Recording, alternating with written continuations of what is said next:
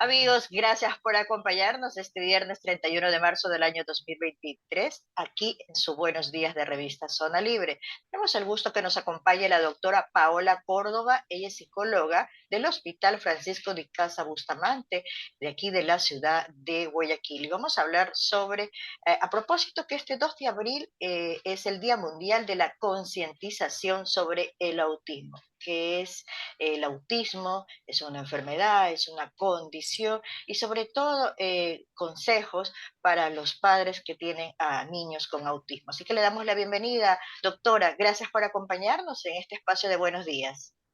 Gracias a ustedes por la invitación. Para mí es un gusto poder hablar de un tema que realmente nos lleva a estar muy sensibles y poder aprender ciertas habilidades para poder desde la esfera que estemos apoyar a nuestros niños. Sí, doctora, el autismo es una enfermedad. ¿Qué es el autismo? El autismo es un trastorno caracterizado por un grave déficit a nivel del neurodesarrollo, que es permanente y profundo. ¿Qué quiere decir esto? Que por lo general no va a tener una cura, ¿sí? Va a ser en su primera instancia diagnosticado y luego va a poder ser tratado dependiendo la individualidad de cada niño. ¿Sí? Eh, Eso va a ser en primera instancia, ¿verdad? Porque esto tiene que estar ligado a que ellos tienen una dificultad de la socialización, una dificultad de la comunicación y también, por otro lado, tienen movimientos repetitivos, inusuales, eh, actividades restrictivas. Entonces, todo esto es lo que tenemos que observar en primera instancia, en los primeros años de vida de este niño y niña, para poder potencializar, de acuerdo a sus habilidades y destrezas, para un futuro cercano. Doctora, yo estaba leyendo cierta información y había una estadística que indicaba la Organización Mundial de la Salud que dice que uno de cada 160 niños está diagnosticado con esta condición, que no es una enfermedad, usted nos está indicando, es una condición. Pero ¿qué la origina? ¿Es genética? ¿Nacen así?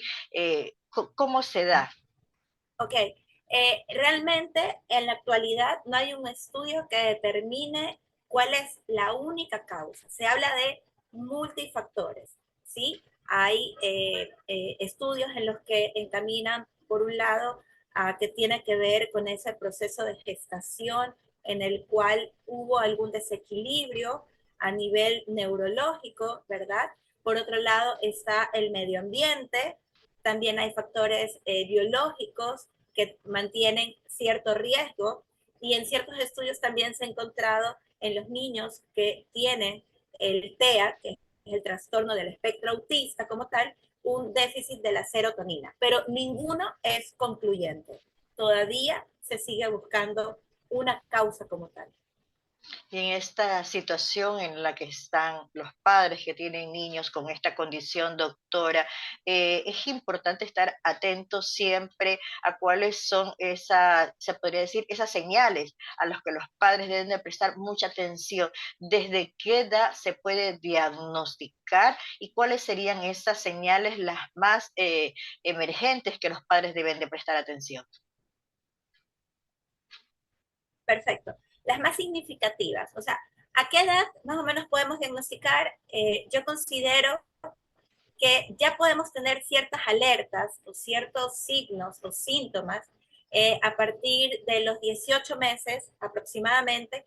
Tú ya vas viendo qué cosas, qué características puedes ver. Son niños que no logran hacer un contacto visual, que no ven a tus ojitos cuando uno está interactuando con alguien o cuando está conversando con alguien. Cuando tú lo llamas por su nombre, ¿verdad? No se voltea a ver a ese llamado de ese papá o de esa mamá o de ninguna persona. Sí, por lo general no interactúa con su dinámica familiar y menos con extraños.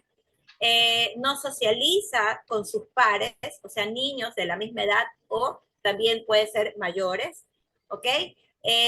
Por lo general tienden a tener un orden por tamaño o por colores. Les llama mucho la atención en ocasiones el agua, lo que es círculo, todo lo que son llantas, ruedas.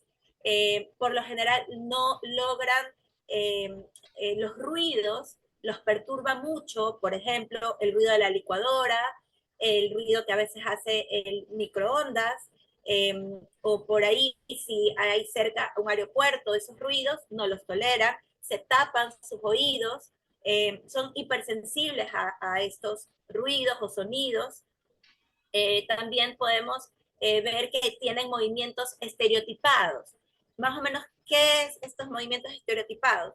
Pueden ser balanceos, ¿sí? De delante para atrás o hacia los lados, tienden a caminar en puntillas, simulando ser balletistas, ¿sí? Y esos más o menos son, y en ocasiones carecen de lenguaje.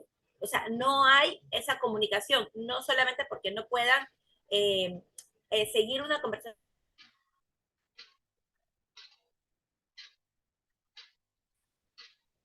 Parece que tenemos una falla en la comunicación. Doctora, hola,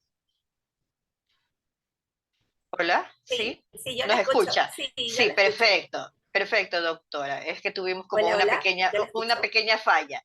Sí, doctora, y aquí es importante, Sí, justamente, usted ha indicado estas señales significativas a las que los padres deben de estar atentos a partir de los 18 atentos. meses que sí, a partir de los 18 meses. Y aquí viene la parte que tiene el papá, que tiene la mamá, pues, ¿no? Que es el de asumir que hay una situación que debe de ser atendida por un profesional. ¿Cómo se da esa situación, doctora? Es maravilloso porque en primera instancia se tiene que trabajar con un equipo multidisciplinario. El Ok. primero que nos va a alertar, el que primero nos va a alertar de estas pautas, si es unos padres que no son primerizos, va a ser un poco más fácil porque tú tienes ya delante de esto una experiencia de paternidad y de maternidad, la cual te permite tener ese conocimiento y de ir viendo cierto desarrollo de tu hijo que te hace entender que algo está pasando con este niño que estoy teniendo acá y que me está presentando estas dificultades. Entonces, ellos van a ser los primeros que buscarán en primera instancia al pediatra, ¿sí? Que luego de todo lo que la mamá y el padre puedan explicarles, él va a hacer las interconsultas, en este caso en nuestro hospital, ¿sí? Del niño, Francisco de Casa Bustamante, en el cual tenemos la cartera de servicio que nos va a ayudar a que sea una valoración multidisciplinaria, donde va a estar actuando de una manera oportuna el pediatra, el psicólogo, el psiquiatra, el neurólogo, el genetista, el otorrino, porque es importantísimo hacer la audiometría para saber que realmente el niño sí escucha y no es un problema de hipoacusia, ¿correcto? Y luego de poder tener todas esas valoraciones, vamos a poder indicar cuáles son las terapias a seguir. En este caso acá también se hace la interconsulta a terapia de lenguaje porque es el factor fundamental para este trastorno del espectro autista. Es muy Doctora. importante lo que hace la terapia de lenguaje. Y justamente para allá iba mi siguiente consulta, es el tratamiento de estos niños con, con TEA. Es un tratamiento que les va a durar siempre, toda la vida, que van a tener que asistir a estas terapias. Las terapias son el único tratamiento que vendría a ser como una atención a los problemas de comunicación que tienen estos niños. Correcto. Ahí justamente vamos a ir trabajando en esas individualidades, porque si bien es cierto, es un diagnóstico, ¿verdad? Pero ya en consulta tú te das cuenta de las maravillosas habilidades y destrezas que tienen estos niños cuando ha sido un diagnóstico oportuno, cuando has logrado que la familia se implique y que hemos tenido la facilidad de que que el terapista de lenguaje se una a este grupo de personas que estamos tratando de que este niño tenga una vida de lo más pegado a la normalidad, a poder mañana, porque no siempre papá y mamá van a estar ahí para poderte ayudar, para poderte acompañar. Entonces, para que tú tengas esas habilidades y que mañana puedas hacer de tu mundo y de tu vida lo más fácil que puedas encontrar con esas herramientas que te vamos a brindar para poderlo hacer así. También es Doctora, importante sí. conseguir la presencia del psicopedagogo, porque en ocasiones ellos pudieran tener dificultades en el aprendizaje. No todos, como lo decía hace un momento, pero en el caso de que fuere, sí, también tener ese apoyo es muy importante. ¿Y es posible medir el nivel de autismo que tienen los niños? ¿Existen así etapas o existen clasificaciones del autismo? Como tal, no hay etapas. Yo he escuchado y me llama mucho la atención el escuchar que a veces dicen si hay leve, si hay moderado, si hay Sí. grave. Yo creo que eso como tal no es así. Uno que está en el día a día trabajando con esta población, nos damos cuenta que simplemente, como les decía, y lo voy a repetir porque es así, en la Es práctica uno se da importante, cuenta de claro. estas situaciones. Entonces, tiene que ver mucho con ese diagnóstico oportuno. No es lo mismo diagnosticar a un niño con un trastorno generalizado del desarrollo, que ya me da una idea de que va a apuntar a un autismo, ¿sí? A que llegue un paciente ya a los 10 11 años sin lenguaje, ¿sí? Porque no se diagnosticó, porque se creyó que era un niño que era introvertido, porque era un niño que era malcriado, que hacía berrinches, que solo quería lo que él quería y por eso no hablaba, o porque así era el papá o el tío o el primo, y no asumimos esa responsabilidad o corresponsabilidad y no buscamos ayuda. Sé que no es fácil, sé que es un duelo que también se tiene que vivir, estamos en ocasiones en negación normal frente a lo que nos está ocurriendo como familia, pero yo creo que tenemos que sobrepasar esa barrera y poder buscar ayuda. Por el bienestar del niño, una etapa de Correcto. negación que usted está indicando, doctora, que yo me imagino que le pasa a la mayoría de los padres, pero superarla inmediatamente y buscar ayuda del profesional, de los especialistas, que puedan ayudarle a este niño ya a poderse adaptar. Ahora yo le consulto algo, ¿es posible que con las terapias y con este diagnóstico precoz, que siempre es fundamental, el niño se pueda adaptar a una escuela normal? Correcto, por supuesto que sí. Yo lo he visto y realmente me llena de mucha alegría poderlo compartir con ustedes.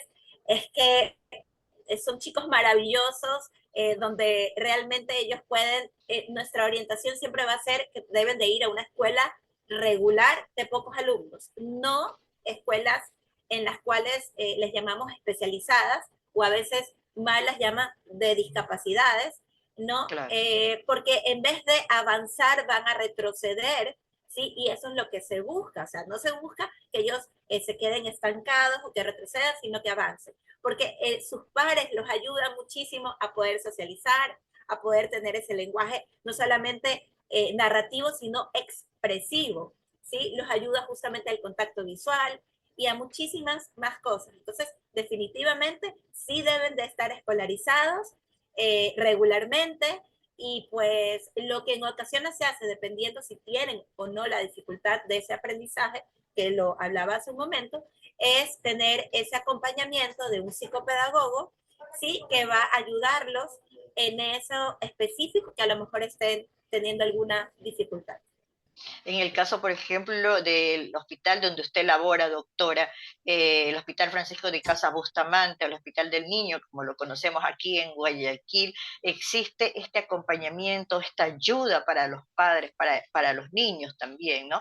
Para que puedan estar en terapia. ¿Cuáles son estas terapias que reciben? ¿Cómo pueden hacer los padres para poder llevar a sus hijos y que puedan recibir estas terapias? Es increíble que nuestro Ministerio de Salud Pública realmente tenga ese apoyo global.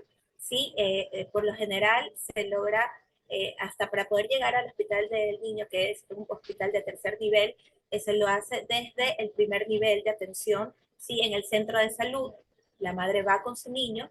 Hay centros de salud los cuales tienen en su cartera de servicio el psicólogo, ¿sí? Entonces va a ser algo un poco más fácil poder acceder. Luego, si no hubiera ese profesional en ese momento, se maneja una referencia, una hoja que es llenada de acuerdo a las necesidades de este niño y luego es referido al hospital para poder agendar su cita y comenzar el tratamiento.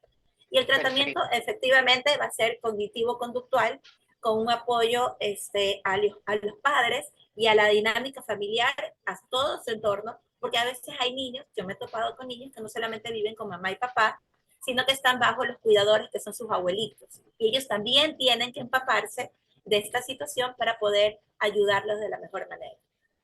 Doctora, y también leyendo algunas notas, estaba viendo, ¿existen o están naciendo más niños con autismo o es que ya se está dando el diagnóstico? Contamos con los profesionales, contamos con los equipos para poder diagnosticar cuál es realmente la situación. O sea, yo creo que la incidencia definitivamente es mucho más alta que en otros años, definitivamente es así. Eh, Habría que seguir investigando y todos los que están trabajando profundamente en este diagnóstico para poder saber por qué es esta incidencia, porque antes yo te puedo decir que tenía a lo mejor en la consulta cada 12 pacientes, uno, y yo ahora puedo decir que cada 12, 15 pacientes tengo 5 o 6. Bastante, claro. Y la incidencia más es en niños que en niñas. Ojo con eso también. Sí. Se da más en los Ajá, niños, en los varones. correcto, en los varones, por supuesto. Sí. Ajá. Doctora, finalmente, ¿cuál sería la recomendación para los padres de familia? No están solos, atreverse, no tener eh, ese miedo a ser a lo mejor señalados, un poco juzgados, ¿sí? Porque hay mucho sentimiento de culpa. Dejar a un lado eso y poder romper esos paradigmas de saber que sí va a haber un acompañamiento, que sí va a haber la sugerencia y la orientación de todos los que estamos comprometidos con la salud mental de nuestros niños y niñas. Eh, amar mucho y llenarse de mucha esperanza y que hay las herramientas para poder sacarlos adelante. Fundamental el amor en esta situación. Doctora, muchísimas gracias por habernos acompañado, a nuestra audiencia como Gracias a siempre. ustedes. Gracias también por la sintonía. Ha sido la doctora Paola Córdoba, psicóloga del Hospital Francisco de Casa Bustamante. Muchísimas gracias a todos ustedes, queridos amigos, que tengan una buena jornada. Gracias.